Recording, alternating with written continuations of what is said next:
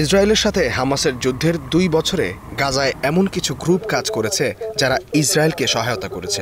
ইসরায়েলও স্বীকার করেছে ওইসব গ্রুপকে দিয়েছে অস্ত্র যাতে করে হামাসকে দুর্বল করা যায়। এর মাঝেই কার্যকর হয়েছে যুদ্ধবিরতি, ফলে ইসরায়েলপন্থী ওইসব গ্রুপকে টার্গেট করেছে হামাস। সম্প্রতি 2 পক্ষের লড়াইয়ে অন্তত 28 জন নিহত হয়, এর মধ্যে রয়েছে হামাসের 9 যোদ্ধাও। বিষয়টি নিয়ে প্রথমে ইতিবাচক মন্তব্য করেছিলেন মার্কিন প্রেসিডেন্ট ডোনাল্ড ট্রাম্প, কিন্তু হঠাৎ তার কথায় বড় মোড়। বৃহস্পতিবার সামাজিক মাধ্যমের পোস্টে হুঁশিয়ারি দিলেন, প্রয়োজনে গাজায় ঢুকে হলেও হামাসকে হত্যা করবে যুক্তরাষ্ট্র। তিনি লিখেন, হামাস যদি গাজায় মানুষ হত্যা অব্যাহত রাখে, যা চুক্তিতে ছিল না, তাহলে আমাদের সেখানে গিয়ে তাদের হত্যা করা ছাড়া আর কোনো উপায় থাকবে না।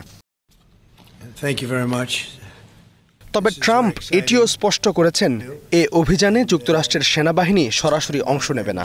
ইসরায়েলের দিকে ইঙ্গিত করে বলেন, তাদের সহযোগী আছে, তাদের মাধ্যমেই অভিযান চালানো হবে।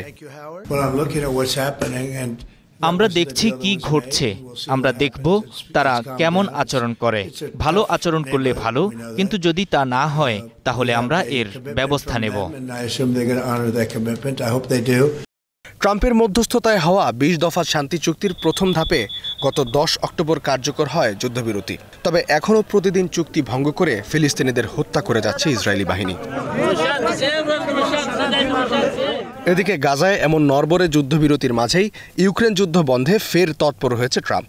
যুদ্ধবিরতি আলোচনার প্রস্তুতি হিসেবে রাশিয়ার প্রেসিডেন্ট ভ্লাদিমির পুতিনের সঙ্গে 2 ঘণ্টা ফোনালাপ করেছেন তিনি। দীর্ঘস্থায়ী যুদ্ধের অবসানে শান্তি আলোচনার স্থান হিসেবে নির্ধারিত হয়েছে হাঙ্গেরির রাজধানী বুদাপেস্ট। এদিকে ট্রাম্পের সাথে আলোচনার জন্য বৃহস্পতিবার যুক্তরাষ্ট্রে পৌঁছেছেন ইউক্রেনের প্রেসিডেন্ট ভলোদিমির জেলেনস্কি।